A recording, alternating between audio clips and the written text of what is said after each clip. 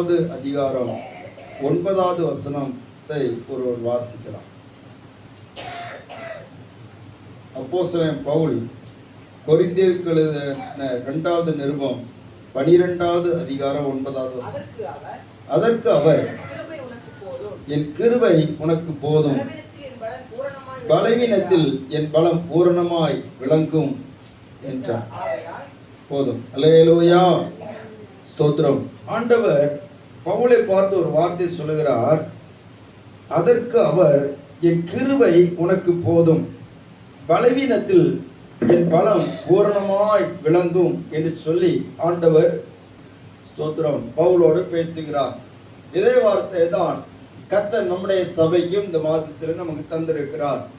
அதைத் தொடர்ந்து கடந்த வாரத்திலே எப்படி கிருபையினால் உண்டாகிற பலம் நமக்கு அவசியப்படுகிறது, அது நம்ம என்ன செய்யும் என்பதை குறித்து ஆண்டவர் கடந்த நாட்களிலே நமக்கு பேசும்படியாக அல்லது கேட்கும்படியாக ஆண்டவர் நமக்கு கிருபை செய்தார். அல்லேலூயா, ஸ்தோத்திரம். கிருபையினால் உண்டாகிற பலம் நம்முடைய பலவீனங்களிலே நம்மை பலப்படுத்துகிறது. பாடுகளை நாம் சகிப்பதற்கு நம்மை பலப்படுத்துகிறது. பாவத்தை ஜெயிப்பதற்கு நம்மை பலப்படுத்துகிறது. சாத்தானுடைய தந்திரங்களை எதிர்ப்பதற்கு நம்மை பலப்படுத்துகிறது. அதே நேரத்தில் எல்லாவற்றையும் செய்து முடிப்பதற்கு அந்த கிருபையினால் உண்டாகிற பலம் நம்மை பலப்படுத்துகிறது. அல்லேலூயா, அல்லேலூயா. கர்த்தருடைய பரிசுத்த நாமம் மகிமைப்படுவதாக. இப்படிப்பட்ட அந்த கிருபையினால் உண்டாகிற பலம் நமக்குள்ளே பெருகும்படியாகத்தான் ஆண்டவர் நம்மை அழைத்திருக்கிறார், நம்மை தெரிந்திருக்கிறார். அருமையானவர்களே, அந்த பவுல் தன்னுடைய சரீரத்தில் உள்ள பலவீனத்தை பார்த்துதான் அவர் ரொம்ப அங்கலாய்த்து ஆண்டவருடைய சமத்திலே சொன்னதை நாம் பார்க்கிறோம். ஆனால் ஆண்டவர் பலவீனத்தை, சரீரத்தில் உள்ள பலவீனத்தை மாற்றுவேன் என்று சொல்லவில்லை. என் கிருபை உனக்கு போதும் என்று சொன்னார். அல்லேலூயா, ஸ்தோத்திரம். என் கிருபை உனக்கு போதும், பலவீனத்தில் என் பலம் பூரணமாய் விளங்கு அப்படின்னு சொன்னா, உன்னுடைய பலவீனம் இருக்கிறதே, அந்த பலவீனத்தை நீ பார்க்காத, அந்த இடத்துல என்னுடைய பலம் பூரணமாய் விளங்கிவிடும், பூரணமாய் வெளிப்படும் என்பதை ஆண்டவர் அவர் சுட்டி காட்டுகிறதை நம்ம பார்க்க முடிகிறது. அன்பானவர்களே, அப்படியானால் இந்த மனுஷனுக்குள்ள இருக்கக்கூடிய பலம், இந்த மனுஷனுக்குள்ள இருக்கக்கூடிய பலன் இவனுடைய சுயத்தினால் வருகிற பலன் கிடையாது, தேவ கிருபையினால் உண்டாகிற பலன். அல்லேலூயா. ரட்சிக்கப்பட்ட ஆண்டவருடைய அன்பை ருசித்த ஆண்டவருடைய ஸ்தோத்திர பாதையில இருக்கக்கூடிய ஆவிக்குரிய வாழ்க்கையில் இருக்கிற ஒவ்வொரு தேவ பிள்ளைகளுக்கும் அவர்கள் சுயத்தினால் வருகிற பலனை விட ஸ்தோத்திரம் அவர்களுக்குள்ள இருக்க வேண்டிய பலன் எந்த பலன் சொன்னா, கிருபையினால் உண்டான ஆவிக்குரிய பலனை தான் ஸ்தோத்திரம் ஆண்டவர் எதிர்பார்க்கிறார். அல்லேலூயா, கர்த்தருடைய பரிசுத்த நாமம் மகிமைப்படுவதாக. அந்த 9வது வசனத்தையும் 10வது வசனத்தை ஒரு வாசிக்கலாம். அதே வசனம் தான் வாசி. அதற்கு அவர், என் கிருபை உனக்கு போதும், என் கிருபை உனக்கு போதும், பலவீனத்திலே என் பலம் பூரணமாய் விளங்கும் என்றார். ஆகையால் கிறிஸ்துவின் வல்லமை என்மேல் தங்கும்படி என் பலவீனங்களை குறித்து நான் மிகவும் சந்தோஷமா மேன்மை பாராட்டுவேன். அந்தபடி நான் பலவீனமாய் இருக்கும் போதே பலமுள்ளவனாய் இருக்கிறேன். ஆகையால் கிறிஸ்துவின் நிமித்தம் எனக்கு வரும் பலவீனங்களிலும், நிந்தைகளிலும், நெருக்கங்களிலும், துன்பங்களிலும், இடுக்கங்களிலும் நான் பிரியப்படுகிறேன். அல்லேலூயா. நான் பலவீனமா இருக்கும் போதே எப்படிப்பட்டவனா இருக்கிறது தெரியுமா? பலமுள்ளவனா இருக்கிறேன். எத்தனை பேர் சொல்ல முடியும்? இங்க கவனிங்க. நான் பலவீனமா இருக்கும் போதே எப்படி இருக்கிறேன்? பலமுள்ளவனா இருக்கிறேன். அல்லேலூயா. பவுல் சொல்றாரு, ஸ்தோத்திரம். இதுதான் தேவன் நமக்கு தந்திருக்கிற ஒரு பாக்கியம். தோற்றத்தை பார்த்தா எல்லாரும் இங்க கவனிங்க, வசனத்தை கவனிக்கணும். தோற்றத்தை பார்த்த பலவீனம், ஆனா இவர் நல்ல உள்ள ஸ்ட்ராங்கா இருக்கிறார். சிலரை பார்த்தா தோற்றத்தை பார்த்தா இவங்கள மாதிரி பலசாலி இல்லாத மாதிரி இருக்கும், ஆனா உள்ளால அது வெத்தாட்டு இருக்கும். அல்லேலூயா. தோற்றம் தான் எப்படி இருக்கும்? கெத்து மாதிரி இருக்கும். உள்ளால எப்படி இருக்கும்? வெத்து. உள்ளால ஒண்ணுமே இருக்கா. ஒரு சின்ன ஒரு காத்தடிச்சாலே ஆளு விழுந்துடும். சின்ன ஒரு தலைவலி தாங்க முடியாது. சின்ன ஒரு காற்றை தாங்க முடியாது. சோதர சின்ன ஒரு செய்தியை கேட்க முடியாது. ஏதாவது ஒரு சம்பவத்தை கேட்டாச்சுன்னா அவங்க உடனே அவங்க உடம்பெல்லாம் அப்படி கிடுகிடுன்னு ஆடிரும். ஸ்தோத்திரம். ஏதாவது நடக்காத காரியம்தான், அது அவங்க மனசை ரொம்ப பாதிச்சிரும். ஒரு செய்தியை கேட்டாலே தாங்க முடியாது. ஆனா இந்த பவுல் அப்படி இல்லை. அவர் சொல்றாரு, பலவீனமா இருக்கும் போதே நான் எப்படி இருக்கிறேன், பலமா இருக்கிறேன். அல்லேலூயா, ஒரு அல்லேலூயா. திருநெல்வேலியில ஒரு காலேஜ் இருக்கிறது. அந்த காலேஜுடைய பெயர் சாரால் டக்கர் காலேஜ். கேள்விப்பட்டிருக்கீங்களா? இல்லையா? ஸ்தோத்திரம். சரி, அது அந்த காலேஜ் ரொம்ப ஃபேமஸ் ஆனது. உலக அளவில், நம்முடைய இந்தியா அளவில் ரொம்ப ஃபேமஸ். சரியா? ஆனால் அந்த காலேஜ் அங்கே உருவாவதற்கு காரணமாக இருந்தவர்கள் அந்த காலேஜுக்கு வரவே இல்லை. சரித்திரம். அவங்க இருக்கிறது இன்னொரு தேசம். அவர்களுக்கு இந்தியாவை குறித்த ஒரு பாரம். ஏன் அந்த அம்மா இந்த திருநெல்வேலிக்கு வரவில்லை, தமிழ்நாட்டுக்கு வரவில்லை, இந்தியாவுக்கு வரவில்லைன்னு சொன்னா அவங்களுக்கு 2 கால்களும் செயல் இருந்த கால்கள். 2 கால்களும் செயல் இருந்தது.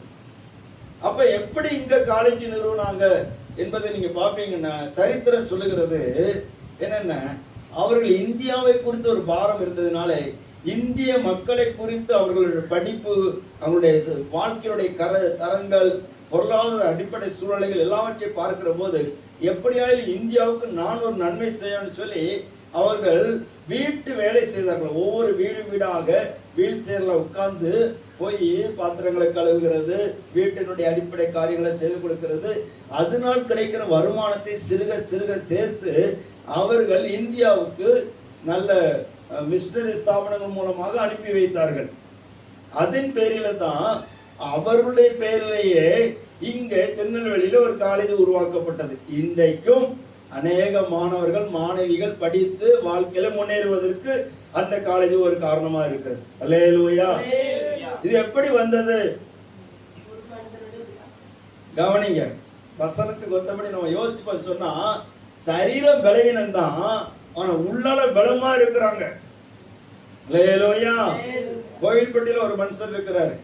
அவர் வீல் சேர்ல உட்கார்ந்து நினைச்சிருக்கிறாரு, ஊழியங்களுக்கு போறாரு. அவருடைய சாட்சியை குறித்து கேட்டாச்சுன்னா, சோதரம் வீட்டுல அண்ணன்மார் தம்பிமாரெல்லாம் ஓடி ஆடி விளையாடிட்டு இருப்பாங்க. இவருக்கு நடக்க முடியாது. அது சேர்க்கஸ் கீழே உட்கார்ந்து அழுதுட்டே இருப்பார். பைபிளை விரிச்சு வச்சுட்டு அழுதுட்டே இருப்பார். அழுது ஆண்டவரே என்னை மட்டும் நீ இப்படியே உருவாக்கிட்டீரே அப்படின்னு. சோதரம் கர்த்தர் பாடல்களை கொடுத்தார். அந்த பாடல்ல ஒரு பாடல் தான், இந்த பலவீன நேரங்களில் உம் கிருபை தந்தீரையா, இந்த பலவீன நேரங்களில் உம் கிருபை தந்தீரையா, இயேசு ராஜா என் பலனானி, எனக்கும் பயமில்லையே, இயேசு ராஜா என் பலனானி, எனக்கும் பயமில்லையே. அல்லேலூயா. இந்த பாடலை கர்த்தர் கொடுத்தார். அந்த பாட்டு அவரை எங்கேயோ கொண்டு போயிட்டு. ஸ்தோத்திரம். நமக்கு ஆண்டவர் நல்ல திறமைகளை தந்திருக்கிறார். ஆனா நம்மளை நிறைய நேரத்துல பிசாசு தாழ்வு மனப்பான்மை கொண்டு வந்து நம்மளை பலவீனப்படுத்த பார்க்கிறான். நம்மளை செயல்பட முடியாதபடிக்கு தடுத்து பார்க்கிறான்.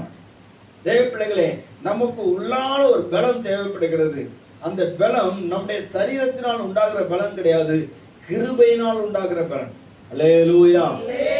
அதை நம்ம ஒவ்வொரு நாளும் புதுப்பித்துக் கொள்ளணும். கர்த்தருடைய நாமம் இப்பொழுதாக. இந்த பவுல் சொல்லுகிறான், பலவீனமா இருக்கும் போதே இப்படி இருக்கிறேன்னா பலமா இருக்கிறேன். அந்த பலமா இருக்கிற அந்த மனுஷனை கொண்டு கர்த்தர் பெரிய காரியங்களை செய்தார். ஸ்தோத்திரம். கர்த்தருடைய நாமம் மகிமைப்படுவதாக. அப்படியானால் ஸ்தோத்திரம், வேதம் என்ன சொல்லி இருக்கிறது? பவுல் தன்னால் உருவாக்கப்பட்ட ஒரு மனுஷனுக்கு இப்படி ஒரு வார்த்தை எழுதுகிறார். என்ன வார்த்தை தெரியுமா? 2 தீமோத்தேயுவின் புஸ்தகம் 1வது அதிகாரம் 7வது வசனம்.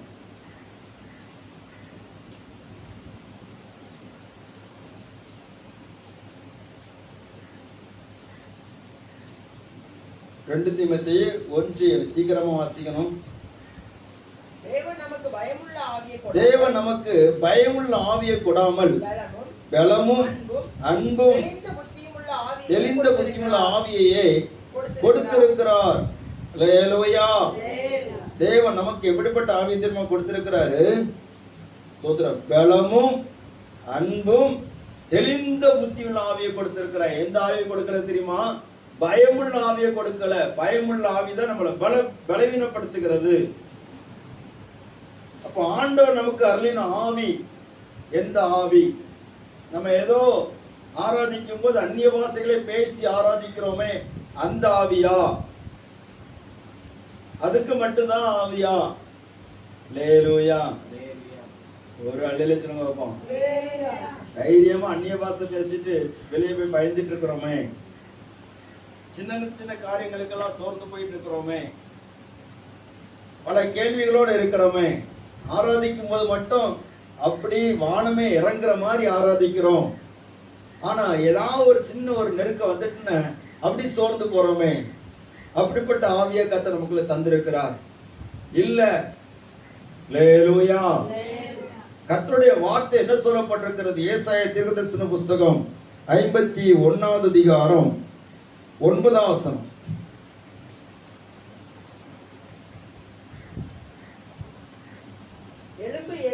எழும்பு எழும்பு பெலன்கொள் கர்த்தரின் புயமே முந்தின நாட்களிலும் பூர்வ தலைமுறைகளிலும் எழும்பினபடி எழும்பு. நீதான் ராகாபை துண்டித்த வலு சர்ப்பத்தை வதைத்ததும் நீதான் அல்லவோ? மகா ஆழத்தின் தண்ணீர்களாகிய சமுத்திரத்தை வற்றி போக பண்ணினதும் கடந்து போக கடலின் பள்ளங்களை வழியாக்கினதும் நீதான் அல்லவோ? அல்லேலூயா. தேவ ஜனமே அட சொல்ல, எழும்பு எழும்பு கர்த்தருடைய புயமே நீ எழும்பு. ஸ்தோத்திரம். பெலன்கொள் சபையே நீ பெலன்கொள். தேவ ஜனமே நீ பெலன்கொள். இந்த இஸ்ரவேல் ஜனங்கள் பலன் கொண்டு அவர்கள் வருகிற போதுதான் ராகாபை ஸ்தோத்திரம் துண்டித்ததும் வலு சர்ப்பத்தை வதைத்ததும் நீதான் அல்லவோ அப்படின்னு சொன்னா, ஸ்தோத்திரம், எகிப்தின் தேவர்கள், அங்குள்ள விக்கிரகத்தின் ஆவிகள் எல்லாம் இந்த ஜனத்தை கர்த்தர் எழுப்புகிற போது, இவர்கள் எழுப்புகிற போது அவைகளெல்லாம் வதைக்கப்பட்டது. அல்லேலூயா. அல்லேலூயா. அவைகளெல்லாம் கர்த்தர் வதைச்சிட்டார். ஸ்தோத்திரம். செங்கடலை ஆண்டவர் பிளந்துட்டார். இந்த ஜனம் எழுப்பி வரதை பார்த்தோன்னே ஸ்தோத்திரம், பூமி எல்லாம் பூமி அந்த ரொம்ப அதிருது. சமுத்திரம் இந்த ஜனம் வருகிறத பார்த்து வழி விட்டு கொடுக்குது. கர்த்தரால் மீட்கப்பட்ட ஜனங்கள் வராங்க. கர்த்தருடைய புயம் வருது. கர்த்தருடைய பலம் வருகிறது. இந்த தேவனுடைய பலத்தை சுமந்து கொண்டு, தேவனுடைய பிரசன்னத்தை சுமந்து கொண்டு, தேவனுடைய மேக ஸ்தம்பமும் அக்னி ஸ்தம்பமும் முன்னடக்க ஒரு ஜனக்கூட்டம் பின்னாடி வருகிறது. இவர்களுக்காக நாம் எந்த வழியை நம்ம விட்டுதான் கொடுக்கணும். அல்லேலூயா. இதுதாங்க தேவன் நமக்கு தந்திருக்கக்கூடிய பலன். இதை நாம் உணராதபடிக்கு ஸ்தோத்திரம், நாம் நம்முடைய வாழ்க்கையில ஏதேதோ காரியங்களை நினைத்து பயந்து கொண்டிருந்தால் அதற்கு நாம் தான் காரணிகளாக காணப்படுகிறோம். அது நம்மை முன்னேற விடாமல், நாம் ஆண்டவருக்காக பிரயாசப்பட விடாமல் நம்முடைய வாழ்க்கையின் ஓட்டத்தை வீணாக முடித்துவிடும். வருஷத்தை வீணாக முடித்துவிடும். அல்லேலூயா. வருஷத்தின் கடைசியில வந்திருக்கிறோம். நம்ம பலவீனர்களாக அல்ல, பலமுள்ளவர்களாக கர்த்தர் நம்மை மாற்ற விரும்புகிறார். இன்னும் எழும்ப வேண்டிய பகுதி இருக்கிறது. இதுவரைக்கும் முடங்கி கடந்தது போதும். ஸ்தோத்திரம். இஸ்ரவேல் ஜனமே, கர்த்தரால் தெரிந்து கொள்ளப்பட்ட ஜனமே, உன்னை கொண்டுதானே கர்த்தர் பெரிய பெரிய காரியங்களை செய்தார். உன்னை கொண்டுதானே அநேக பிசாசுடைய கிரியைகளை ஆண்டவர் அழித்தார். ஆனால் நீ இப்படி முடங்கி கிடப்பது எப்படி? தூசியை உதறிவிட்டு எழுந்திரு என்று சொல்லுகிறார். அல்லேலூயா. எழுந்திரு, பலன்கொள். ஸ்தோத்திரம். ஆண்டவரை மாதிரி நம்மளை தைரியப்படுத்த பலப்படுத்த யாருமே கிடையாது. ஸ்தோத்திரம். அல்லேலூயா. தேவ ஜனம் பலமுள்ளவர்களாக இருக்கணும். நாகும் தீர்க்கதரிசன புஸ்தகம் 2வது அதிகாரம் 1வது வசனத்தை வாசிக்கும் போது,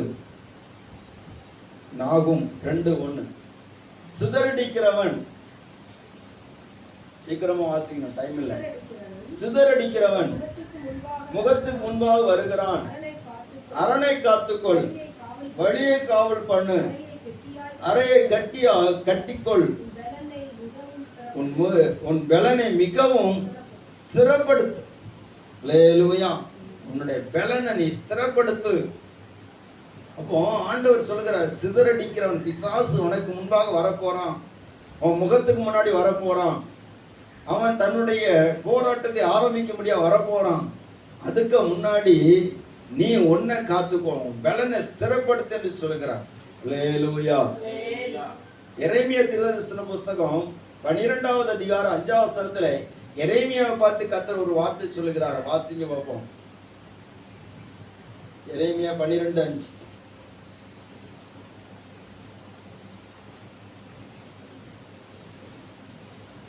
நீ காலாட்களோட ஓடும்போது உன்னை இளைக்க பண்ணினார்களே, ஆனால் குதிரைகளோடு எப்படி சேர்ந்து ஓடுவாய்? சமாதானம் உள்ள தேசத்திலே நீ அடைக்கலம் தேடினால் யோர்தான் பிரவாகித்து வரும்போது நீ என்ன செய்வாய்? அல்லேலூயா. இப்பவே நீ இளைச்சி போயிட்ட. எப்போ எப்படி திரும்ப இளைச்சி போன? காலாட்களோட தான் நீங்க ஓடிட்டே இருக்கிற. நீங்க நினைச்சிட்டே இருக்கீங்க, எனக்கு தான் இவ்வளவு போராட்டம், இதுல எவ்வளவு பிரச்சனையா இருக்கு, ஒண்ணுமே சமாளிக்க முடியல, எவ்வளவு தேவை இருக்கு, இதோட சேர்ந்து ஓடும் போதே நான் இழைச்சி போறேன். சோதரம் ஒவ்வொரு நாளும் புலம்புறோம், இழைச்சிட்டேனே, கை வலிக்க காவல் வலிக்க, இழைச்சி இழைச்சி களைச்சி போறேனே. அல்லேலூயா, அல்லேலூயா. உழைச்சி உழைச்சி இழைச்சி போறேன். சோதரம் ஆண்டவர் சொல்றாரு, நீ இப்பவே நீ இழைச்சி போறிய, நீ எது குதிரைகளோடு எப்படி சேர்ந்து ஓட முடியும்? இதை விட இன்னொரு வேகம் உனக்கு தேவைப்படுகிறது. நீ காலாட்களோட ஓடும் போதே உனக்கு இளைப்பு வருது. ஆனா இதை விட வேகத்தை நான் உன்னிடத்தில் எதிர்பார்க்கிறேன். வேகம் வேணும்னா நமக்கு பலம் வேணும். அல்லேலூயா. நீ சமாதானமான தேசத்துல அடைக்கலம் தேடி கொண்டிருக்கிறாய். யோர்தான் பிரவாகித்து வரும்போது நீ எங்க நிற்ப? இப்போ நிறைய தேசத்துல இருக்கிற மாதிரி நமக்கு நெருக்கங்கள் இல்லை. கர்த்தரை ஆராதிப்புக்கு நெருக்கம் இல்லை. நிறைய குடும்பங்களோட பிரச்சனை பார்த்தது நம்ம குடும்பத்தில் அப்படி கிடையாது. நம்ம குடும்பத்தை கர்த்தர் சமாதானமா தான் வச்சிருக்கிறார். ஒரு அழிஞ்சுங்கோப்போம். அல்லேலூயா. சமாதானமா வச்சிருக்காரா இல்லையா? வச்சிருக்காரு. ஆனா நம்ம என்ன திரும்ப தேடுறோம்? அடைக்கலம் தேடிட்டே இருக்கோம். அல்லேலூயா. இன்னொரு அடைக்கலம் கிடைக்காதா, இன்னொரு அடைக்கலம் கிடைக்காதா? அப்போ ஆண்டு சொல்றாரு, யோர்தான் பிரவாகித்து வரும்போது நீ என்ன செய்வேன்? ஸ்தோத்திரம். திடீர்னு சொல்லி சட்டங்கள் மாறிட்டு நீ என்ன செய்வேன்? அல்லேலூயா. ஸ்தோத்திரம். நீ பலன் உள்ளவனாக இருக்கணும். உன்னை ஆண்டவர் அமைதியா வச்சிருக்கிறாருன்னு, சமாதானத்தோடு வச்சிருக்கிறாருன்னு, உனக்கு வேண்டிய எல்லா காரியத்தை தந்து வச்சிருக்கிறான்னு நீ உன்னை பலப்படுத்திக் கொள்ளணும். கிருபையில நினைச்சணும். ஒரு அல்லேலூயா. நீ உன்னை கிருபையில பலப்படுத்திக் கொள். அதான் பவுல் எபேசி நிறுவனத்துக்கு 6வது அதிகாரம் 10 சொல்றாரு, கர்த்தரிலும் அவருடைய சத்துவத்தின் வல்லமையிலும் பலப்படுங்கள், பலவீனப்படாதீர்கள். வேதம் நமக்கு எங்க பார்த்தாலும் நம்ம பலப்படுத்துவதற்கு தான் சொல்லப்பட்டிருக்கிறது. ஆனால் நாம் பலப்பட விடாதபடிக்கு சில போராட்டங்கள் இருக்கிறது. அல்லேலூயா. அதுதான் நம்ம பார்க்க போறோம். இந்த தலைப்பு நம்ம பலவீனப்படுத்துகிற காரியங்கள், நம்ம பலவீனப்படுத்துகிற காரியம். ஸ்தோத்திரம். அல்லேலூயா. ஆண்டவருடைய வார்த்தை நாம் பலப்பட வேண்டும் என்பதற்காக, புது வருஷத்தை சந்திப்பதற்கு நீ பலப்படு, புதிய காரியத்தை செய்வதற்கு நீ பலப்படு, பிசாசை ஜெயிப்பதற்கு நீ பலப்படு. அல்லேலூயா. பாடுகளை தாண்டி செல்வதற்கு நீ பலப்படு. ஸ்தோத்திரம். பரிசுத்தமா வாழ்வதற்கு நீ என்ன செய்? பலப்படு. அல்லேலூயா. ஆனா நாம் பலப்படக்கூடாதபடிக்கு சில காரியங்கள் நமக்குள்ளே பிசாசு கொண்டு வர ரொம்ப போராடி கொண்டிருக்கிறான். வாசிக்கலாம். லூக்காவின் சுவிசேஷம் 18வது அதிகாரம். நமக்கு தெரிந்த வசனங்கள் தான், சீக்கிரமா வாசிக்கணும். 18வது அதிகாரத்துல 11ஆம் வசனத்திலிருந்து சீக்கிரமா வாசிக்க வைப்போம்.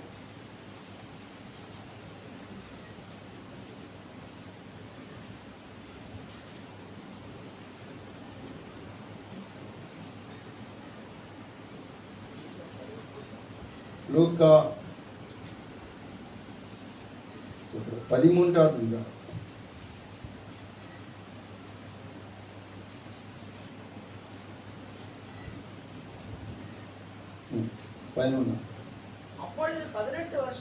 அப்பொழுது 18 வருஷமாய் பலவீனப்படுத்த ஆவியை கொண்ட ஒரு ஸ்திரீ அங்கே இருந்தாள்.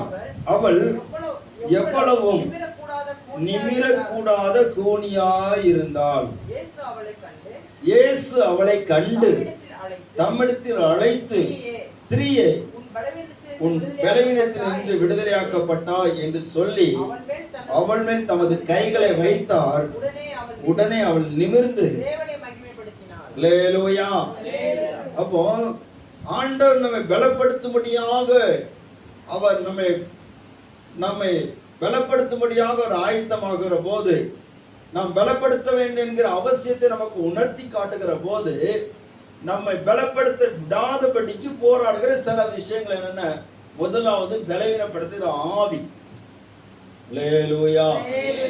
பலவீனப்படுத்துகிற ஆவி நமக்கு எதிராக போராடி கொண்டிருக்கிறது. இந்த 18 வருஷமா கட்டப்பட்டிருந்த அந்த ஸ்திரீயானவள், பிசாசினால் கட்டப்பட்டிருந்த ஸ்திரீயானவள், அவள் தேவாலயத்துக்கு போகாமல் இல்லை, தேவாலயத்தில் போய் ஜெபிக்காமல் இல்லை, தேவனுடைய வார்த்தை கேட்காமல் இல்லை, தனி அறையிலும் ஜெபிக்காமலும் அழாமலும் இல்லை. அல்லேலூயா. ஆனால் இவளை பலவீனப்படுத்துகிற ஒரு ஆவி அவளுக்குள்ளே இருந்தது. இந்த பொல்லாத ஆவி பலவீனப்படுத்துகிறது. இவள் நிமிரக்கூடாதபடிக்கு. நிமிர முடியவில்லைன்னு சொன்னாலே ஒரு நிந்தை, ஒரு அவமானம். இவளை பார்க்கிறவர்கள் என்ன சொல்லுவார்கள்? இவள் கூனி என்று சொல்லுவார்கள். கூனி என்கிற வார்த்தை கேட்டதுன்னு நமக்கு சந்தோஷமா இருக்குமா? வேதனையா இருக்கும். சோத்திரம். கூனி என்று சொல்லுவார்கள். இதை கேட்கிற ஒரு வேதனை. வாழ்க்கையில நிமிர முடியாதபடிக்கு சில பலவீனங்கள். இந்த பலவீனப்படுத்துகிற ஆவி என்று சொல்லப்படுகிற போது 2 விதத்துல இருக்கிறது. ஒண்ணு சரீரத்தை பலவீனப்படுத்துகிற ஆவி, இன்னொன்னு ஆவியை பலவீனப்படுத்துகிற ஆவி. அல்லேலூயா. ஆவியை பலவீனப்படுத்துகிற ஆவி சொன்னா ஆவிக்குரிய வாழ்க்கையை பலவீனப்படுத்துகிற ஆவி. இந்த 2 ஆவிகளும் நம்மளை பலப்பட விடாதபடிக்கு தடுத்து கொண்டிருக்கிறது, போராடி கொண்டிருக்கிறது. இயேசுவின் பலத்தினால், ஆட்டுக்குட்டியானுடைய இரத்தத்தினால் நாம் இவைகளை ஜெயிக்க வேண்டும். அல்லேலூயா. சோத்ரம். பலவீனப்படுத்துகிற ஆவி நம்முடைய சரீரத்தை பலவீனப்படுத்துகிறது. இது எப்படி பலவீனப்படுத்தும்? நல்லா கவனிங்க. எல்லாரும் கொஞ்சம் நல்லா கவனிப்பீங்களா? அல்லேலூயா. சோத்ரம். பலவீனப்படுத்துகிற ஆவி நம்மளை எப்படி பலவீனப்படுத்தும்? அது சும்மா சாதா வந்து அது பலவீனப்படுத்தாது. அது நம்மை பலவீனப்படுத்துவதற்கு அது யாருக்கு நம்ம பயன்படுத்துது? யாரை பயன்படுத்து சொல்லுங்க அப்போ? நம்மளை தான் பயன்படுத்துது. அல்லேலூயா. புரியுதா உங்களுக்கு? ஸ்தோத்திரம். நம்ம சரீரத்துடைய அமைப்புகளை நம்ம பார்த்தா தேவன் நேர்த்தியாய், செம்மையாய், அதிசயமாய், ஆச்சரியமாய் படைத்திருக்கிறார். ஆனா இது பலவீனப்படுத்துகிறது எப்படின்னு சொன்னா, இந்த சரீரத்துக்கு வேண்டிய சரியான பராமரிப்பு கொடுக்காவிட்டால் அது என்ன செய்யும்? பலவீனப்படையும். ஒரு வசனத்தை கூட வாசிப்பீங்களா? உங்களுக்கு தெளிவா புரியும். 1 தீமோத்தேயுவின் புத்தகம் 5வது அதிகாரம் 22, 23.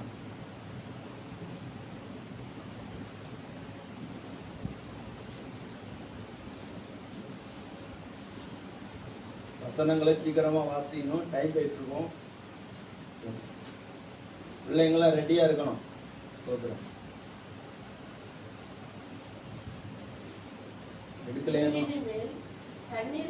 நீ இனிமேல் தண்ணீர் மட்டும் குடிக்காத, உன் வயிற்றுக்காகவும் உனக்கு அடிக்கடி நேரடிக்கிற பலவீனத்திற்காகவும் கொஞ்சம் திராட்சை ரசம் கூட்டிக்கொள் என்று சொல்லி பவுல் தீமோத்தேயுக்கு ஆலோசனை சொல்லுகிறார்.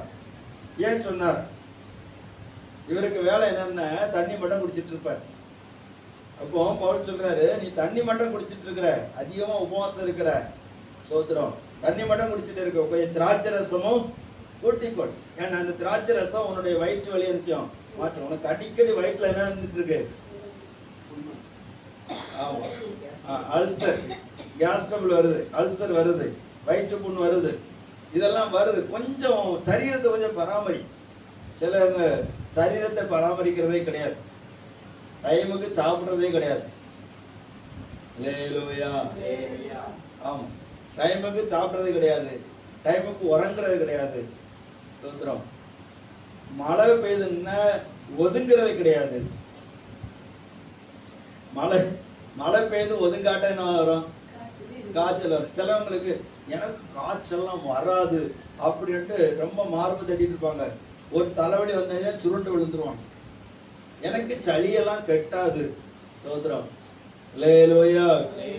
சோத்திரம். நம்ம பலவீனங்களுக்கு நம்ம தான் அதிகமான காரணமா இருக்கிறோம். எல்லாம் கண்ட்ரோல் பண்ணுங்க, சுகரை கண்ட்ரோல் பண்ணுங்க, அதெல்லாம் முடியாது. எனக்கு இனிப்புன்னு நல்லா பிடிக்கும். உப்பை கண்ட்ரோல் பண்ணுங்க, அதுதான் எனக்கு நல்லா பிடிக்கும். சோதரம். அல்லேலூயா. ஒரு வேலையில சொல்லுங்க வைப்போம். சோதரம். எல்லாம் நம்ம கொஞ்சம் கண்ட்ரோலா சரீரத்துக்கு வேண்டியதை கரெக்டா கொடுத்தாச்சுன்னா ஆரோக்கியம் நல்லா இருக்கும், விளைவினப்படாது. இது அப்படி பண்றது கிடையாது.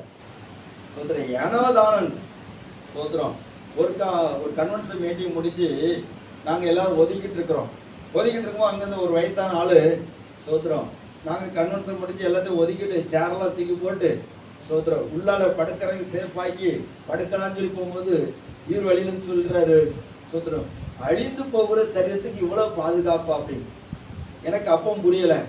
சோத்திரம். ஆனா வேதத்தை பார்க்கும்போது இந்த சரீரம் இருந்தா தானே நம்ம ஒழுங்கா காரியங்கள் செய்ய முடியும். அல்லேலூயா. சோத்திரம்.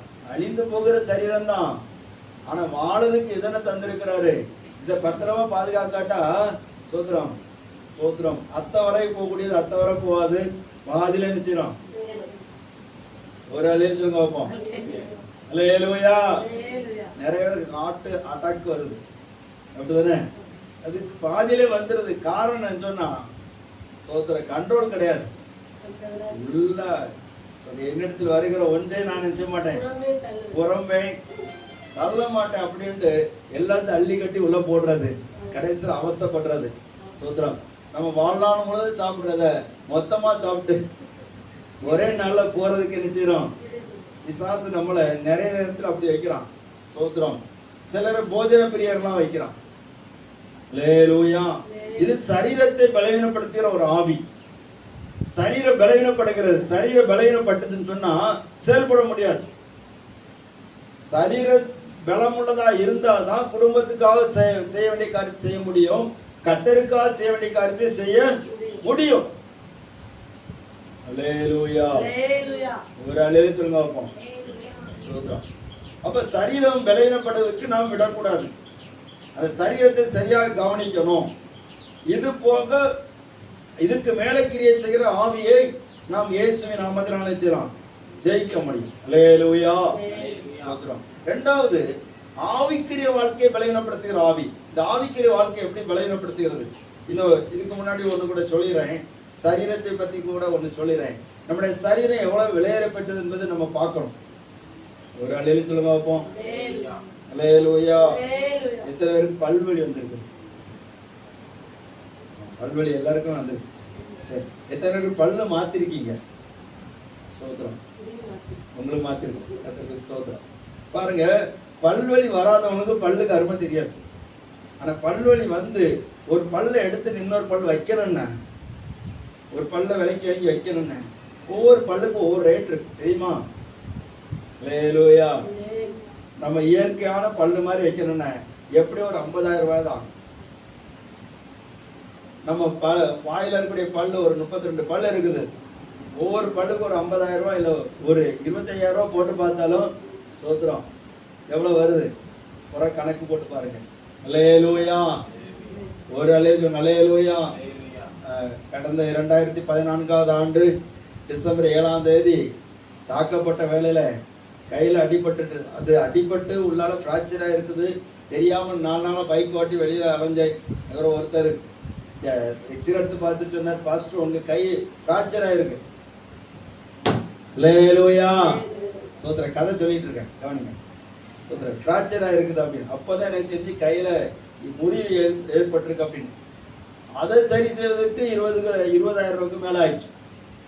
அந்த ஆப்ரேஷன் பண்ண ஆப்ரேஷன் பண்ணியாச்சுன்னா லட்சக்கணக்கில் ஆயிடும். அப்பதான் தேவன் நம்முடைய சரீரத்துல அமைத்திருக்கிற அமைப்புகள் ஒண்ணு பாதிச்சாலும் அதுக்கு நிறைய லட்சங்கள் கொடுக்க வேண்டியது. அல்லேலூயா. நம்மகிட்ட ஆண்டவர் நிறைய உள்ளுறுப்புகளாம் வச்சிருக்கிறார். இதெல்லாம் மாற்று அறுவை சிகிச்சை பண்றாங்க. சோத்திரம். இதனுடைய விலை தெரிஞ்சதுனால தான் இப்போ உயர்ந்த படிப்பாக எல்லா டாக்டர் படிக்கிறாங்க. அதுக்கு கவர்மெண்ட் ஒரு செக் வச்சு இவங்க தான் படிக்கணும்னு சொல்லி செக் வச்சிருக்கிறாங்க. கவனிங்க. சோத்திரம். ஆஸ்பத்திரியும் பெருகிட்டு இருக்குது. அல்லேலூயா. ஏன்னா உடம்புனுடைய விலை படிச்சவனுக்கு தெரியுது. அப்ப நம்ம இந்த சரீரத்தினுடைய ஒவ்வொரு அவயங்களுடைய விலைகளை பார்க்கிற போது ஸ்தோத்திரம் மிகவும் உயர்ந்தவைகளாக இருக்கிறது. அதை கண்ணியமா பாதுகாக்க வேண்டியது அவசியமா இருக்கு. அல்லேலூயா. நானும் கண் ஆஸ்பத்திரி தானே சொல்லிட்டு அலட்சியமா நினைச்சேன். ஸ்தோத்திரம். அம்மாவுக்கு ஆபரேஷன் பண்ண போச்சு மத்தியில. அங்க போய் பார்த்தீங்கன்னா ஒரு கண்ணுக்கு ட்ரீட்மெண்ட்டுக்கு 33,000 ரூபாய். ஸ்தோத்திரம். நம்ம கண்ணுல ஒரு தூசி விழுந்து ரொம்ப அலட்சியமா நினைப்பாங்க. அம்மா கண்ணு தானே. ஆனா அது ட்ரீட்மெண்ட்டுக்கு போகும்போது தான் தெரியுது. அல்லேலூயா. கர்த்தர் நல்லவர். பாருங்க எவ்வளவு சரீரத்தை அமைப்பாக வச்சிருக்கிறார். அந்த சரீரம் பாதிக்கப்படுகிற போது பலவீனப்படுகிறது. அப்ப சரீரம் பலவீனப்படாதபடிக்கு நம்ம முடிஞ்ச அளவுக்கு சரீரத்தை நம்ம பராமரிக்கணும். அதுக்கு வேண்டிய காரியத்தை செய்யணும். ரெண்டாவது ஆவிக்குரிய பலவீனம். இது என்ன செய்யணும்னு சொன்னா நம்மளை ஒழுங்கா ஜெபிக்க விடாது. அல்லேலூயா. ஒரு அல்லேலூயா சொல்லுங்க வைப்போம். ஆராதனையில் இருந்தாலும் ஒழுங்கா இருக்க விடாது. ஸ்தோத்திரம். இயேசுவோடு கூட ஜெபிக்கிறதுக்கு போனாங்க. யாரு? சீசர்கள். எதுக்கு போனாங்கம்மா? ஜெபிக்க.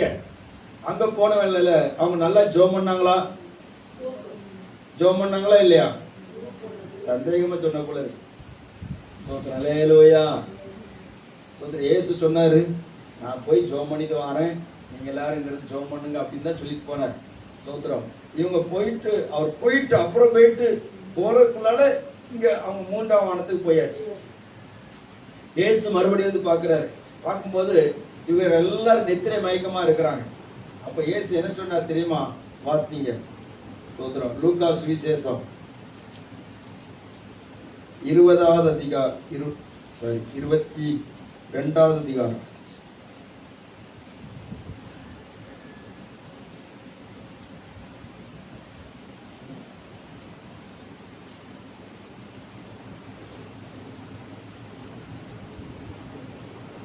46 வசனத்தை வாசிங்க. நீங்கள் நித்திரை பண்ணுகிறது என்ன?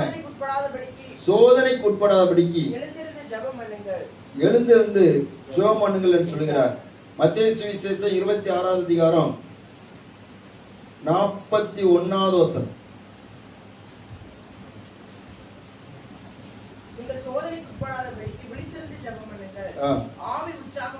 ஆவி உற்சாகம் உள்ளதுதான், மாம்சமும் பலவீனம் உள்ளது. அல்லேலூயா. ஆவி உற்சாகம் உள்ளது, மாம்ச பலவீனம் உள்ளது. எப்படின்னா மாமிச பலவீனம் ஆவியின் உற்சாகத்தை தடுக்கிறது. அல்லேலூயா. ஆவியின் உற்சாகத்தை கெடுக்கிறது. இவங்களுக்கு மாம்சத்துல நல்ல உறக்கம் வருது. அப்ப மாமிசத்துக்கு இடம் கொடுத்ததுனால நல்லா ஜெபம் பண்ணக்கூடியவங்க நல்லா தூங்குறாங்க. அல்லேலூயா. இனி அப்படி மாத்திரலாம். கண்ணை மூடிட்டு இருக்கிறவங்கள நீங்க நல்லா ஜெபம் பண்ணுங்கன்னு சொல்லிடலாம். அல்லேலூயா. கர்த்தர் உங்களை ஆசீர்வதிப்பார். சிலர் பார்த்தீங்கன்னா பிரசங்க டைம்ல நல்லா கண்ணை மூடி அப்படியே ஜெபம் பண்ணிட்டே இருப்பாங்க. சில பிரசங்கமா சொல்லுவாங்க, நீங்க தயவு செய்து நாங்க பிரசங்கம் பண்ண போது நீங்க ஜெபம் பண்ண வேண்டாம். அல்லேலூயா. சோத்திரம். நினைச்சுன நீங்க இந்த டைம்ல நீங்க ஜெபம் பண்றதை விட அதுக்கு பிற்பாடு இருந்து ஜெபம் பண்ணுங்க, ஒன்றும் பிரச்சனை இல்லை அப்படிம்பாங்க. சரி பாருங்க, இந்த சரீர பலவீனம் ஆவிக்குரிய வாழ்க்கையை பலவீனப்படுத்துகிறது. சோதனைகளை சந்திக்க முடியாதபடிக்கு பலவீனப்படுத்துகிறது. அப்போ ஆவியை பலவீனப்படுத்தியதுன்னா தெரியுதோ பிசாசுக்கு நல்லாவே தெரியும். இவனுக்கு ஆவி உற்சாகம், ஆவியை நம்ம உற்சாகம் அடைய விடாதபடிக்கு நம்ம தடுத்துட்டோம்னு சொன்னா இவனை ஈஸியா கீழே தள்ளிடலாம். அல்லேலூயா. பலவீனப்படுத்துகிற ஆவி நம்ம பலப்பட விடாதபடிக்கு தடுக்கிறது. ஸ்தோத்திரம். இரண்டாவது அதுல இன்னொரு விஷயத்தை கூட சொல்றேன். பலவீனப்படுத்துற ஆவி செயல்படாமல் இருக்கும்போது நம்ம பலவீனப்படுத்துது. அல்லேலூயா. செயல்படாம நம்ம இருந்தோம்னு சொன்னா, ஆண்டவருக்காக செயல்படாம இருந்தோம்னா நமக்குள்ளால பலவீனம் வந்துகிட்டே இருக்கும். ஒரு பாஸ்டர் அழகா சொன்னாரு, நமக்கு சரீர சுகத்தை கர்த்தர் எதுக்கு திரும்ப தந்திருக்கிறாரு? அவருக்காக செயல்படணும். அல்லேலூயா. அவருக்காக செயல்படாம இருந்தாலே நம்ம சரீரமும் பலவீனம் அடையும், ஆவியும் பலவீனம் அடையும். இரண்டாவது ஸ்தோத்திரம். நியாயாதிபதிகள் 16வது அதிகாரம் 19வது வசனம். சீக்கிரமா வாசிங்க. வசனம் சொல்லியாச்சு. நியாயாதிபதிகள் 16:19. அவன் அவனை தன் மடியிலே நித்திரைப்படை செய்ய பண்ணி ஒருவனை அழைத்து தலைமயிரின் 7 ஜடைகளையும் சிறைப்பித்து அவனை சிறுமைப்படுத்த தொடங்கினாள். அவன் பலம் அவனை விட்டு நீங்கிற்று. கர்த்தர் தம்மால் தெரிந்து கொள்ளப்பட்டவர்களை பலப்படுத்த விரும்புகிறார், பலப்படுத்துகிறார். அந்த பலத்துக்கு ஈடுகட்ட யாராலும் முடியாது. அல்லேலூயா.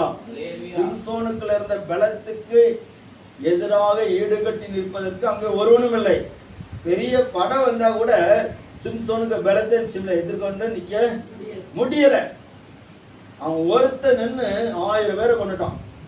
அவன் ஒருத்த நின்று ஸ்தோத்திரம் பெரிய பெரிய காரியங்களை சாதிச்சுட்டான். அவனை கண்டாலே, அவனுக்கு பேரை சொன்னாலே பெலிஸ்தருடைய படைகள் நடுங்குகிறது. அந்த அளவுக்கு கர்த்தர் அவனை பலப்படுத்தினார். அல்லேலூயா. சிங்கத்தை பார்த்தாங்க, ஆட்டுக்குட்டியை போல பிடிச்சு கிழிச்சு போட்டிருக்கான். ஸ்தோத்திரம். இப்படி பலசாலி சிம்சோன் சொன்னாலே பலசாலி தான். கர்த்தர் அவனை பலசாலியாக வைத்திருந்தார். ஆனால் அவன் சிறுமைப்படுத்தப்பட்ட போது அந்த பலம் அவனை விட்டு நிச்சயிட்டு விலகிற்று. அல்லேலூயா. அல்லேலூயா. நம்ம பலவீனப்படுத்துகிற காரியத்தை நம்ம பார்ப்போம். இந்த சிம்சோனை எந்த காரியம் பலவீனப்படுத்தினது? ஸ்தோத்திரம். அவனை பலவீனப்படுத்தின இடம் எது சொல்லுங்க பார்ப்போம். இந்த வசனத்தை மறுபடியும் வாசிப்பீங்களா? அல்லேலூயா. தெலீலாளுடைய மடி. ஸ்தோத்திரம். அவனை பலவீனப்படுத்தின இடம், அவனை மயக்கின ஒரு இடம். இந்த உலகம் நம்மை நிறைய நேரத்துல மயக்குகிறது. ஏதோ ஒரு ஆசையை காட்டி மயக்குகிறது, ஏதோ ஒரு இன்பத்தை காட்டி மயக்குகிறது, ஏதோ ஒரு பாவத்தை நமக்கு எதிராக முன்னாடி வைத்து அதுல ஒரு இன்பத்தை காட்டுகிறது, ஒரு மகிழ்ச்சியை காட்டி நம்மை மயக்குகிறது. நம்மை மயக்குகிற சில சந்தோஷங்கள் இருக்கிறது. நம்முடைய பலத்தை இழக்க பண்ணுகிற சில மயக்குகிற விஷயங்கள் இருக்கிறது. இந்த சிம்சோனை மயக்கித்தான் சோதரம் அவனுக்குள்ள அந்த பலத்தை எடுத்துட்டான். அல்லேலூயா. இவனை மற்ற மனுஷரை போல மாற்றணும். இவங்களும் மற்ற மனுஷங்களை மாறி நடக்கும். இவங்க சாதாரணமான ஆளு கிடையாது. பிசாசு நம்ம இடத்துல எதிர்பார்க்க காரியம் சொன்னா, இவங்க மட்டும் என்ன ஆவி ஆவி சொல்றாங்க, ஆவிக்குரிய பலன் சொல்றாங்க, அதெல்லாம் இருக்கக்கூடாது. இவங்களும் மற்ற மனுஷர் மாதிரி மாறிடும். அல்லேலூயா. பலவீனப்படுத்தணும், பலவீனப்படுத்தணும்.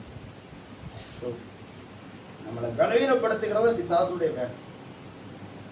இந்த சிம்சோனை பலவீனப்படுத்தியாச்சுன்னா பெலிஸ்தருக்கு நல்லா தெரிஞ்சது, இவனை நம்ம கெட்டி கொண்டு போயிடலாம், கண்களை குருடாக்கிடலாம், இவனை வச்சு மாவரைக்க வச்சிடலாம், இவனை வேடிக்கை பொருளாக மாற்றிடலாம். நிறைய பேர் வேடிக்கை பொருளாக மாறுறாங்க. நல்லா கவனிங்க. அல்லேலூயா. ஆண்டவரால் தெரிந்து கொள்ளப்பட்ட ஒரு தேவ பிள்ளை பாவத்தில் விழுகிற போது, உலக மயக்கத்துக்குள்ள போகும்போது மற்றவர்கள் அதை வேடிக்கை பொருளாக பார்த்து இவங்களும் இப்படி செய்தாங்க சொல்லுவாங்க தெரியுமா? கேட்டிருக்கோமா இல்லையா? சோத்திரம். அல்லேலூயா. இவங்கெல்லாம் இப்படி செய்யக்கூடாது தெரியுமா? இவ்வளவு பண ஆசை இவங்களுக்கு இருக்கக்கூடாது, இவ்வளவு உலகத்தின் ஆசை இருக்கக்கூடாது, இவ்வளவு சோத்திரம் உலகத்தில் உள்ள காரியத்துல இவ்வளவு பொல்லாப்பு இவங்க செய்யக்கூடாது. நம்மளை சிறுமைப்படுத்தும்படியாக, பலவீனப்படுத்தும்படியாக பிசாசு போராடி கொண்டிருக்கிறான். அல்லேலூயா. சிம்சன் எவ்வளவு பெரிய பலசாலி, பெரிய பெரிய பராக்கிரமசாலிகள் கூட அவனை வீழ்த்த முடியல. ஆனா சொல்ற ஒரு பலவீனமான ஒரு தெளிலா. ஹல்லேலூயா. இந்த யானைக்கு ஒரு பழக்கம் உண்டு. என்ன பழக்கம் தெரியுமா? சொல்லுங்க பாப்போம். யானைக்கு ஒரு பழக்கம் உண்டு. என்ன பழக்கம்? அது எப்போ சில விஷயத்துல ஆக்டிவா இருக்கும். ஒண்ணு காதை ஆட்டிக்கிட்டே இருக்கும். எதுக்கு எதுக்கு காதை ஆட்டிக்கிட்டே இருக்குது? காத்து வந்திருக்கா? ஹல்லேலூயா. வண்டுகள் உள்ள போயிடக்கூடாது. ஏன்னா யானை எவ்வளவு பெரிய உருவமா இருந்தாலும் காதுக்குள்ள வண்டோ பூச்சோ ஈச்சோ ஏதோ உள்ள போச்சுன்னா அதுக்கு பாட்டு திண்டாட்டம். ஹல்லேலூயா. உள்ள போய் அது வெளியில காட்டக்கூடிய வித்தெல்லாம் உள்ளலாம் காட்ட முடியாது. அடுத்தால இன்னொன்னு என்ன பண்ணுன்னு சொன்னா, தும்பிக்கைய எப்போ வீசிக்கிட்டே இருக்கும். அந்த இந்த ஏரை உள்ள இருந்து பிரஸ் பண்ணிக்கிட்டே இருக்கும். கவனிச்சிருக்கீங்களா? கவனிச்சிருக்கீங்களா இல்லையா? யானையை பார்க்காத ஆளுங்க மாதிரி இருக்கீங்க.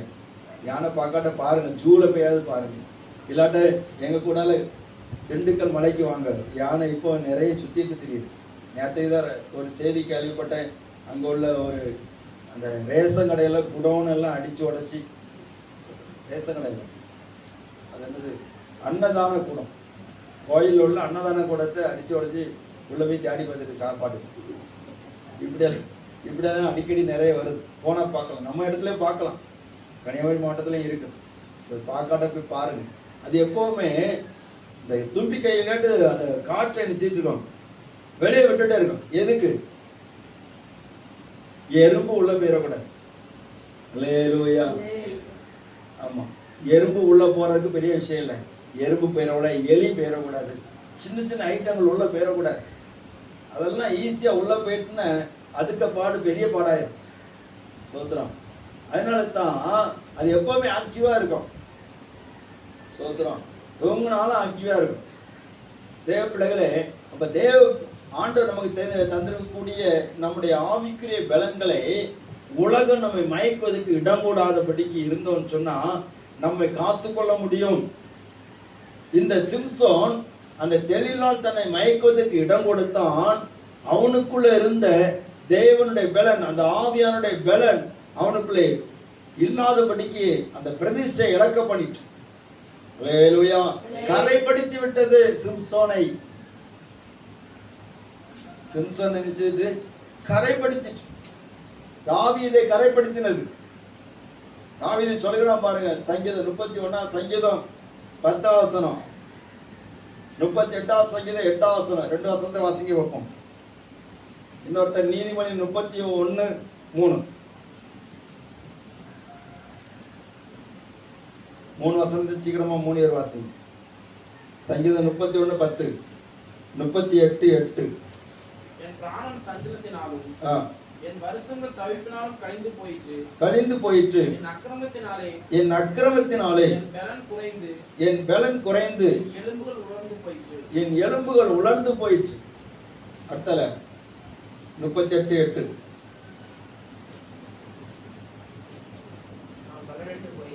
நான் பலனற்று போய் மிகவும் நொறுக்கப்பட்டேன். ஹல்லேலூயா. பலனற்று போனதுனால ரொம்ப நொறுக்கப்பட்டிருக்கிறார் தாவீது. என் அக்கிரமத்தினால என் பலன்லாம் போயிட்டு. அக்கிரமம் செய்ய ரொம்ப நேரம் ஒன்றும் ஆகாது, 1 நிமிஷம் போதும், 1 நொடி போதும் பாவம் உள்ள வர்றதுக்கு, நம்மளை மயக்கிறதுக்கு. சோத்திரம். நம்ம கையிலே ஒன்று இருக்குது, அது கூட நம்மளை மயக்கிறோம். யோபு சொல்றாரு, நான் நிலவை பார்த்து கூட நான் மயங்கல அப்படிங்கிறார். ஹல்லேலூயா. அதை பார்த்து கூட நான் முத்தமிட்டு நான் மயங்கல அப்படிங்கிறார். சோத்திரம். அப்படிப்பட்ட பரிசுத்தவான்கள் கூட பாடுகளை நின்றுக்கிறாங்க. சோத்திரம். தேவ பிள்ளைகளே, நம்மை மயக்குற காரியங்கள் எதுவாக இருந்தாலும் அதற்கு நம்ம எச்சரிக்கையா இருக்கும். ஹல்லேலூயா. உலகத்தின் பாவங்கள் பிள்ளைகளை மயக்கும், பெரியவர்களை மயக்கும்.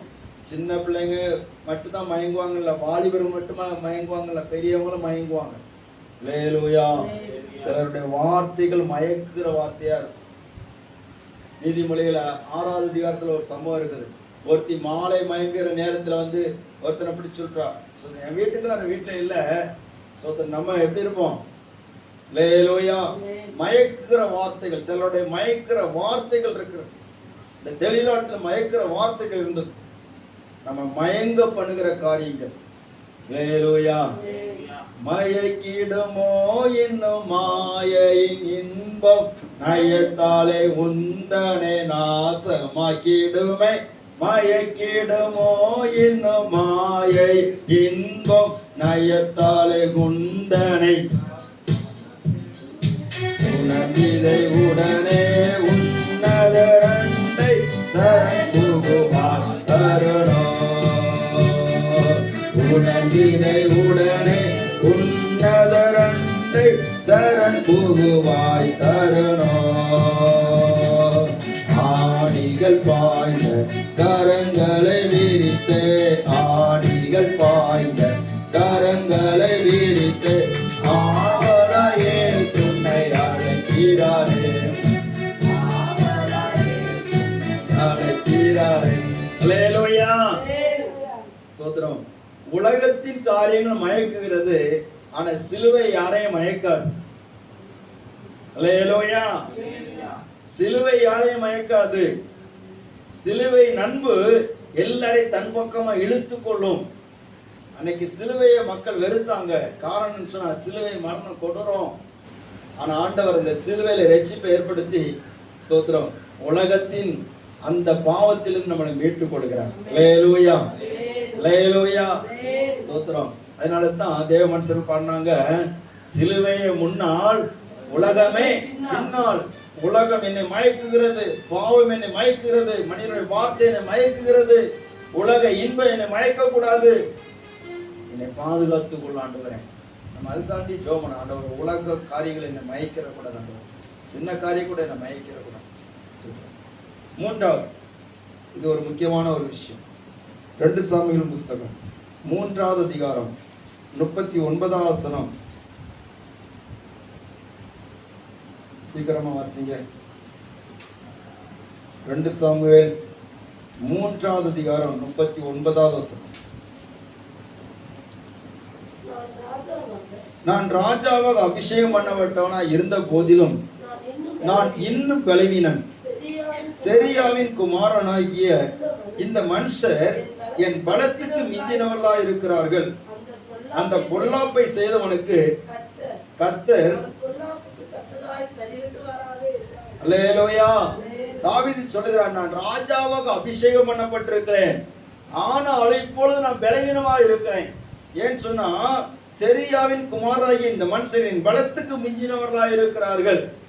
பலத்துக்கு மிஞ்சினவர்கள் கூட இருக்கும்போது நம்ம பலவீனர்களா மாறிவிடுகிறோம். அல்லேலூயா. ஸ்தோத்திரம். 2 காரியம் இதுல உண்டு. நான் 2 உங்களுக்கு சொல்றேன். ஸ்தோத்திரம். 30வது வசனத்தை வாசிங்க பார்ப்போம். அப்னேர் கிபியோனில் நடந்த யுத்தத்திலே தங்கள் தம்பியாகிய ஆசகேலை கொன்றது நிமித்தம் யோவாபும் அவன் சகோதரனாகிய அபிஷாயும் அவனை சங்காரம் பண்ணினார்கள். பாருங்க, தலைவனா இருக்கிறது யாரு? தலைவனா இருக்கிறது யாரு? ராஜாவாக ஏற்படுத்தப்பட்டது யாரு? தாவீது. ஆனா தாவீதை கேட்காமலே அங்க அப்னேர் என்கிற அந்த சவுலுடைய ஸ்தானாபதியா இருக்கிற தளபதிய படை தளபதியா இருக்கிற அப்னேரை இவர்கள் 2 பேரும் கொண்டு போட்டாங்க. அப்பதான் தாவீது ரொம்ப சங்கடப்படுறாரு. அப்ப சொல்றாரு, நான் ராஜாவா இருக்கிறேன், ஆனா பலவீனமா இருக்கிறேன். இந்த அப்னேரு, அந்த அப்னேரை கொலை செய்த அபிஷாயும் யோவாபும் தாவீதுடைய சொந்தக்காரங்க. முறைக்கு பார்த்தா அந்த மருமகன் அந்த லிஸ்ட்ல வரும். தாவீதுடைய சகோதரியுடைய 2 பையன்மார் தான் யாரு? அபிஷாயும் யோவாப். ஸ்தோத்திரம். மருமக்கமார்கள் 2 பேரும் தாவீதோடு கூட இருந்த உபத்திரவங்கள் எல்லாம் இருந்து கூட போனவங்க. இப்ப தாவீது ராஜாவானவன்னா இவங்க 2 பேரும் மிஞ்சி போறாங்க. அல்லேலூயா. ஸ்தோத்திரம். தனக்கு தலைமையா வைத்திருக்கிறவர்களை மிஞ்சி போகிற போது நாம் பலவீனப்படுகிறோம். புரியுதா உங்களுக்கு? எத்தனை பேருக்கு புரியுது? புரியலையோ? ஸ்தோத்திரம். கவனிங்க, இந்த தாவீதோடு கூட அபிஷாயும் யோவாபும் ரொம்ப தாவீதுக்கு உறுதுணையா இருந்தவர்கள். சவுல் தாவீதை கொலை செய்ய வந்த போது அபிஷாய் தாவீதுக்கு துணை நின்று சவுலை கொல்லும்படியாக ஆயத்தமா இருந்தான். ஆனா தாவீது தடுத்த போது நின்று விட்டான். தாவீதுக்கு எல்லா காரியத்திலும் உதவியா இருந்தவர்கள். நமக்குள்ளாலையும் சில நேரங்கள்ல நல்ல சுபாவங்கள் இருக்கும். அந்த சுபாவங்கள் ஸ்தோத்திரம் நம்முடைய தலைமையா இருக்கிற ஆண்டவரா இயேசு கிறிஸ்து அவர் நமக்கு தலைமையா இருக்கிறார். சில நேரத்தில் அவருக்கு மிஞ்சிய நம்முடைய சுபாவங்கள் எழும்பும். அல்லேலூயா. ஒரு அல்லேலூயா சொல்லுங்க பார்ப்போம். உங்களுடைய ராஜா யாரு? இயேசுதான் என்னுடைய ராஜா. ஆனா அவர் சொல்ற மாதிரி நம்ம கேட்க மாட்டோம். புரியுதா உங்களுக்கு? ஒரு அல்லேலூயா சொல்லுங்க பார்ப்போம். உங்களை யாரும் திட்டின போல இருக்குதா? இல்ல வசனத்துல சொல்றேன். அவர் சொல்றபடி நம்ம செய்தாச்சுன்னா அவருக்கு கீழ்பட்டிருக்கிறோம் அர்த்தம். ஆனா அவர் சொல்ற மாதிரி நிறைய இடத்துல செய்யறானே அவரை மிஞ்சி போறதுக்கு நிற்கும். நமக்குள்ள மிஞ்சுகிற சில சுபாவங்கள் நம்மளை பலவீனப்படுத்துகிறது. அல்லேலூயா. சோதரன் தாவீது தன்னை பலவீனப்படுத்துகிறவர்களை கூட வைத்திருக்கிறான். ஆனால் சோதரம் கடைசியில் அவன் சாகிற போது சொல்லுகிறான், சாலமோன் சொல்லுகிறான், இந்த யோவாவை பார்த்துக்க, அவன் கூட இருக்கிறான்னு நினைக்காத, அவனை மிஞ்சி போவான், அவனை காலி பண்ணிரு. அல்லேலூயா. சில மிஞ்சுகிற சுபாவங்கள் நமக்குள்ள இருக்குது, அதை காலி பண்ணணும். அதை மிஞ்சி போகிற மீறி போகிறது தலைமையா இருக்கிறவர்களுக்கு மேலாக தன்னை உயர்த்துவது நம்மை பலவீனப்படுத்தும். அல்லேலூயா. இன்னொரு சம்பவத்தை பார்க்கறீங்களா? சோத்திரம். ஆதியாகமத்தின் புஸ்தகம் 49வது அதிகாரம் 3 வசனம் 4 வசனம்.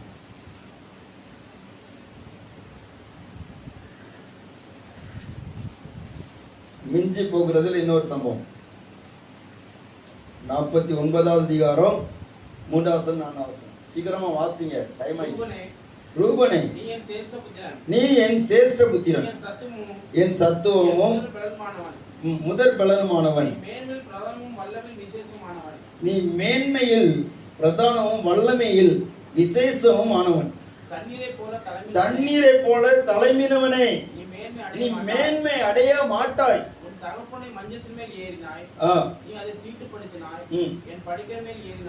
அல்லேலூயா. அப்பாவுடைய ஸ்தானம் அப்பா. இந்த ரூபன் என்ன பண்ணான்னா வல்லமேல் மேன்மையும் ஸ்தோத்திரம் மேன்மையில் பிரதானமும் வல்லமேல் விசேஷமானவன். இவன் தான் சேஷ்ட புத்திரன்.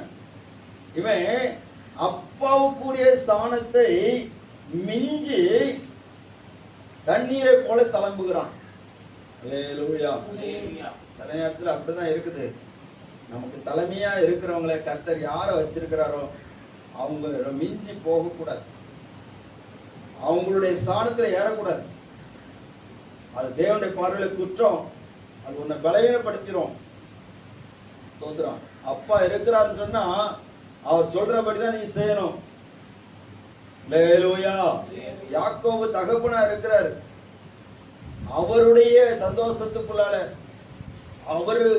அவருக்குரிய இடத்தை நீ பிடிக்க கூடாது.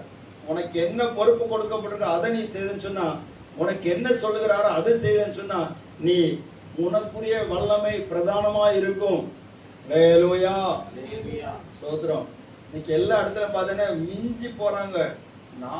நீங்க சொன்னதுன்னு நாங்க கேட்க முடியாது. இல்லைங்க, அது உங்களை பலவீனப்படுத்தும். சோத்ரம். நிறைய வீட்டுல அதான் பிரச்சனை. தலைமையா இருக்கிறவங்க அந்த தலைமைக்கு கட்டுப்பட்டு இருக்கணும். அந்த தலைமைக்கு மிஞ்சி போக கூடாது. பிசாசுடைய பெரிய சுபாவம் என்ன தெரியுமா? பொல்லாத சுபாவம். தேவன் இருக்கிற தேவனுக்கு மிஞ்சி போக முடியாத செயல்பட்டான். ஆண்டவர் அன்னை கீழே தள்ளிட்டார். அல்லேலூயா. உங்களை நடத்துகிறவர்கள் உங்கள் ஆத்துமாக்களுக்காக உத்தரவாதம் பண்ணுகிறவர்களாய் விழித்திருக்கிறவர்கள் ஆனபடினால நீங்கள் கீழ்ப்படிந்து நினைச்சுமா அடங்குங்கள். எபிரேயர் 13:17 சொல்லப்பட்டிருக்கு. இன்னொருத்தர் இருக்கான் பாருங்க. அவன் என்ன பண்ணான்னா அவனே சொல்றான். 1 சாமுவேல் 13 அதிகாரம்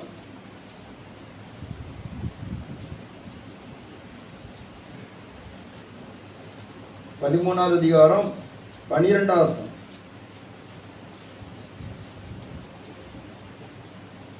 நாளில் பெலிஸ்தர் எனக்கு விரோதமாய் வந்து விடுவார்கள் என்றும் நான் இன்னும் கர்த்தருடைய சமூகத்தை நோக்கி விண்ணப்பம் பண்ணவில்லை என்றும் எண்ணி துணிந்து சர்வாங்க இந்த வசனத்தை கொஞ்சம் தெளிவா வாசிங்க.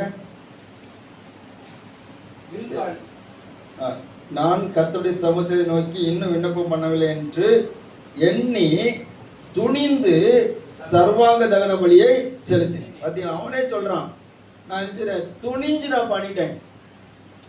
அல்லேலூயா. யார் செலுத்த வேண்டிய பலி? சாமுவேல் செலுத்த வேண்டிய பலியை சவுல் சும்மா சாதவான செலுத்தல, துணிஞ்சு துணிகரம். அவர் செலுத்த வேண்டிய பலியை அவர் தான் செலுத்தணும். நீ துணிஞ்சு நிக்காத, துணிகரமா செயல்படாத. தேவ சமூகத்துல எப்படி அடங்கிருக்கணும் அப்படி நீ அடங்கிரு. உனக்கு மேல தலைமையா வச்சிருக்கிறவங்கள நீ அசட்டை பண்ணாத. புருஷன் தலைமையா இருக்கிறான்னு அவரை அசட்டை பண்ணாத. ஒரு அம்மா அப்பா தலைமையா இருக்கிறாங்கன்னு அவங்கள நீ அசட்டை பண்ணாத. சோதரம், அவங்களை மிஞ்சி போகாத. அல்லேலூயா. ஒரு அல்லேலூயா. அது நம்ம பலவீனப்படுத்தும். ஸ்தோத்திரம். கர்த்தருடைய வசனத்துக்கு நம்ம கீழ்ப்படிந்து நடக்கணும். சபையில தேவன் நமக்கு தலைமையா வைத்திருக்கக்கூடிய ஊழியர்கள் அவர்களை மிஞ்சி நினைச்ச கூடாது. அல்லேலூயா. கடைசியில் நம்ம இங்க வந்துருக்கோமே அப்படின்னு நினைக்க கூடாது. உங்களுடைய ஆத்துமாவுக்கு பலன் உண்டாக முடியாது சொல்லுங்க. பவுல் சொல்றாரு, நான் போன பிற்பாடு மந்தே தப்ப விடாத ஓனாய் வரும், அதனால நீங்க எச்சரிக்கையா இருங்கன்னு சொல்றாரு. அல்லேலூயா. ஒரு அலையில சொல்லுங்க வைப்போம்.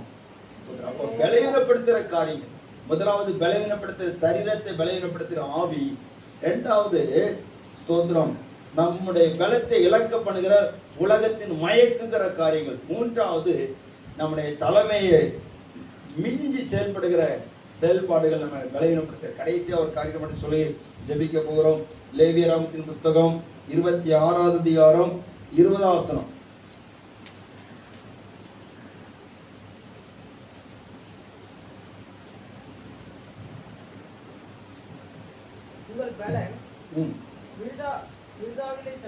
உங்கள் பலன் விருதாவிலே செலவாகும். உங்கள் தேசம் தன் பலனையும் தேசத்தின் மரங்கள் தங்கள் கனிகளை கொடுக்க மாட்டாது. அல்லேலூயா. ஸ்தோத்திரம். பலன் வீணாகிறது, நேரம் வீணாகிறது. ஸ்தோத்திரம்.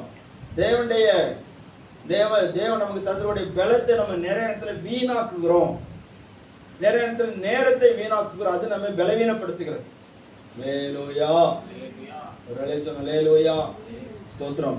அப்படி நாம் செய்கிற போது நம்ம பலவீனப்பட்டு விடுகிறோம். பலம் இருக்கும் போதே செய்ய வேண்டிய காரியத்தை செய்யணும், பிரயோஜனமானதை செய்யணும். எல்லாரும் ஜெபமனோமா சொல்றேன். எல்லாரும் தேவ சமூகத்திலே எழுந்து நின்று, ஆண்டவரே எங்களை பலவீனப்படுத்துகிற ஆவி,